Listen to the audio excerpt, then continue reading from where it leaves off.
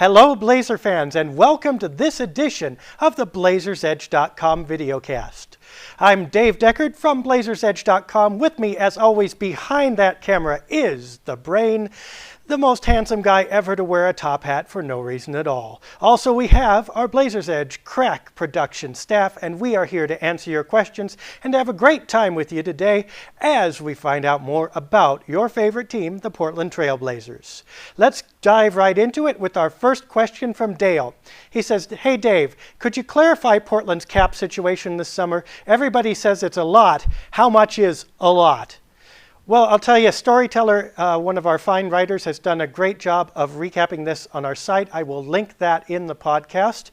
But just going over it with a broad brush right now, if the Blazers don't have any free agent signings or any cap holds or what have you beyond the absolute minimum, they are at $29 million in cap space right now. That goes up to $36 million if you have cap holds on J.J. Hickson and Nicholas Batum, which they will unless they renounce them right away. So 36 is probably the number they're sitting at. It could go to $41 million if Jamal Crawford does not opt out of his contract. Now, the salary cap is $58-60 million-ish. That leaves Portland somewhere between $17 and $30 million to play with this summer at the outset. Now, you got to figure that Nicholas Batum gets a reasonable offer in restricted free agency. He's probably going to eat up $5 to $6 million more of that cap. It depends on the timing of that offer and when the Blazers match it, how that will affect things. But you're safe in figuring the Blazers have around $20 million to play with. Now, that sounds like a lot, but when you figure that one trade or two can eat up $10 to $15 million, it's actually not quite as much as it seems. So they'll have to be careful how they use it, but they're definitely in an advantageous place as far as the cap goes this summer. Question number 2. Dave, why don't the Blazers just dream big? What's wrong with speculating on Deron Williams or Dwight Howard coming to Portland? It's an instant rebuild. Signed, Deb. Well, Deb, I'm afraid the problem with that is that those players just won't come. And I'm not talking about just because Portland's a small market or a small town. I think that's a little bit overblown. If you have enough money and you have an advantageous situation, I think that players will go almost anywhere. However, Portland doesn't have the advantageous situation, even though they have the dollars to spend. Whatever you would offer either of those two players is going to take up the vast majority of the cap space we just talked about. And no matter how good the player is, the Blazers are not just one player away from a title. That means there's no percentage in a guy like Howard or Williams coming to Portland because they will make a difference, but not enough of a difference to differentiate them from the teams that they're already on. So the Blazers are going to have to build up a little bit first before they could convince a player like that to come here. They have a better chance, I think, of somebody down the road coming here for a little less salary and a better chance at rings than they do now for a max contract, but no chance to improve their career situation. Our next question comes from Brian. He says, Dave, what do you think of JaVale McGee as an off-season pickup? Well, I like him. He's a young player. He's 7 feet tall. He's developed some defense. He's a really good player. But the problem is he's a center. And when you pick up a center on the open market, you're going to have to pay a really good player like he's a great player. It's going to probably take a lot of cash to bring him to Portland. Now, you've got to remember that with the new CBA, the whole league is dealing with a more restrictive cap situation. If you pay a good player like a great player, you are stuck with him for the duration of that contract, which means you better be 100% sure that he's really talented and that he's the exact fit that you need. I am not confident of either of those things with McGee. So I would have to take a pass on him, I think, just because of the cost of acquiring him. I think you can overpay the last piece of the puzzle to come and help push you over the top, but if you overpay the guys early, you'll never have enough money to afford the last piece that you need. This question asks, Dave, when the coaching change happened, LaMarcus Aldridge said he was more comfortable with the new offense at the elbow. What exactly does that mean? Signed, Deb. Well, Deb, when you're talking about Aldridge's offense, you have to differentiate between a couple things. One of the major developments he's had over the last couple of years is the ability to catch and shoot the jumper almost anywhere. And anywhere Aldridge is standing, if he catches it and fires right away, he's good. And you have no complaints with that. But when you're talking about the elbow versus the post, you're talking about his offense when he catches the ball and holds it. And to demonstrate that, let's throw it over to the high-tech Blazersedge VideoCast court. Okay, here we are once again at the ultra-high-tech Blazersedge VideoCast court to talk about LaMarcus Aldridge's offense. Now, the first thing you'll notice is that we've got two LaMarcuses here on the court, and wait, should that be LaMarcuses? Second declension male regular. LaMarcus, LaMarcai, LaMarque, Lamar. Two LaMarcai on the court, one in the post and one at the elbow. Now, if you're wondering where the elbow is, you need to look at the free throw line where it intersects the side of the key. It makes an L like the crook of your arm, thus the elbow. Now, you'll notice the key difference between our two LaMarcai is that the LaMarcus in the post is facing away from the basket, whereas the LaMarcus at the elbow is facing toward it. This explains the first thing you need to know about why LaMarcus is more comfortable at the elbow than in the post. He's always been more comfortable facing up with his offense than with his back to the basket. That's been true since his rookie season, and it hasn't changed. It's easier for him to establish position at the elbow than it is at the post. As soon as you turn your back to the defense, it's like waving a red cape in front of them, letting them know you're going to post up low. They immediately begin shoving and pushing on you, which is why you'll often see LaMarcus start with his low post setup down toward the basket, but by the time he's actually ready to receive the ball, the defender has pushed him out quite a few feet beyond where he'd prefer to be. There's no such struggle like that at the elbow because it's illegal to push a guy who is facing you. So there's no wear and tear, there's no pounding and bruising. All he has to do is go to his spot and get the ball. Also, when he's at the elbow and facing the bucket, he feels like he has more options. He can see the entire court. He can pass to cutters from any direction. He can go left or right off the dribble. In the post, he's facing away so he doesn't see as well, and also he only has a couple of options, either spin around for his fadeaway jumper or turn and roll and get the guy on his back and drive to the bucket. So the elbow gives him the feeling of more freedom. There are advantages to being in the post, though. Even though there are only those two moves we just mentioned, both of those are money for Aldridge. Also, he's often double-teamed. And if you're double-teamed in the elbow position, you're actually drawing more defenders toward the middle of the court, making it more difficult for your teammates to operate. But if you're double-teamed out to the side in the post, then you draw defenders to one side or the other, leaving openings for the guys on the weak side.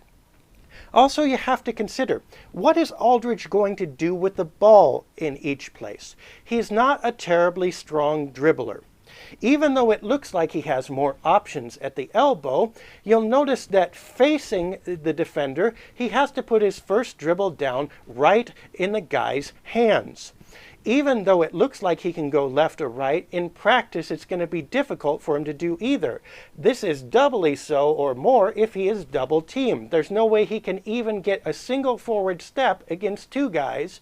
So in practice what ends up happening is he has to go backwards in order to get his shot up over the double team, which is a low percentage shot compared to the double team on the side, where all he does is roll away from that second defender and put up the turnaround with which we are so familiar.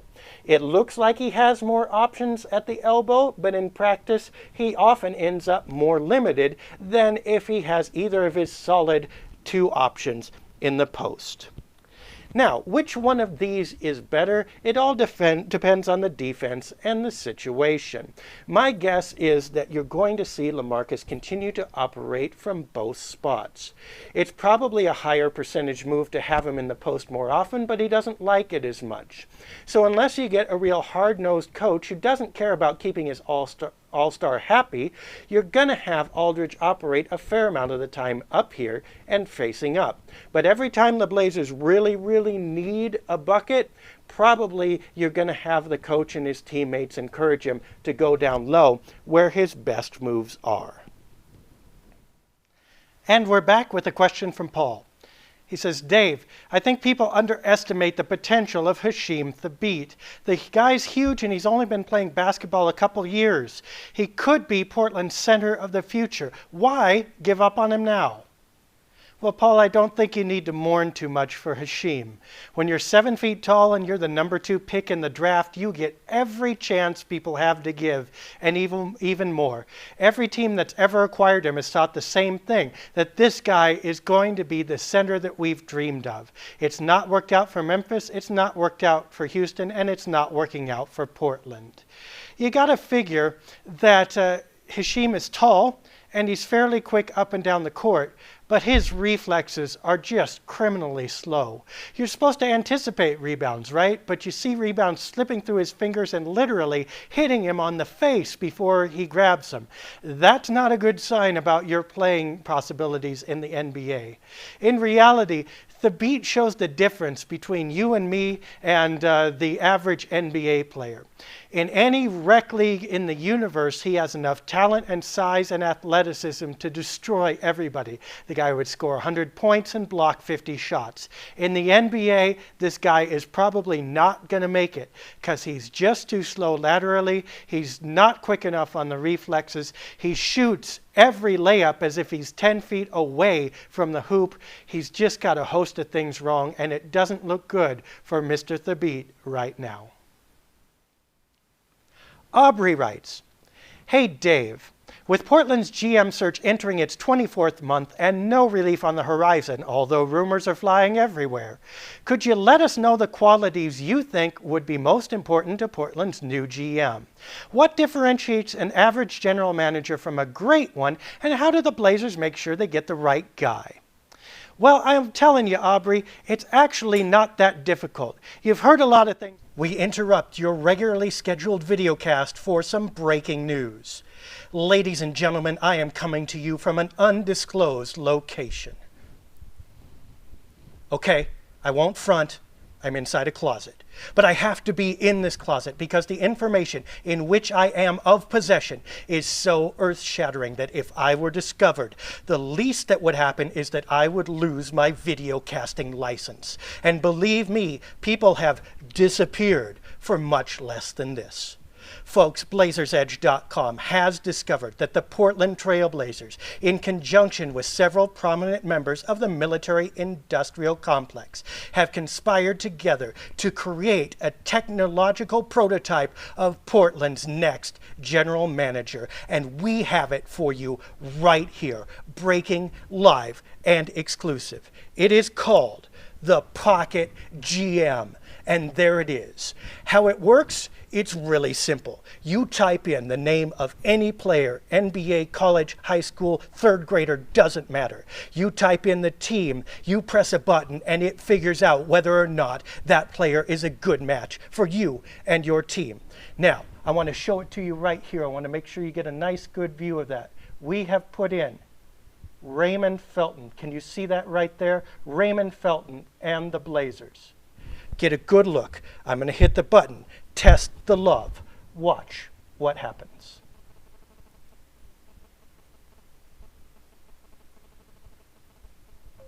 Boom. The computations are done. It came up with a score of 2%. The advanced analysis. With a love test score of 2%, Raymond Felton and the Blazers go together as well as ice cream and ketchup. Split and find a better fit. Isn't that amazing? Now, lest you think that this is rigged somehow, we're going to try another example. Let's type in J.J. Hickson right there. S-O-N spelled correctly. Return. I'll let you see it right there. J.J. Hickson, get a good view. Boom. Test the love. Here go. The advanced computations.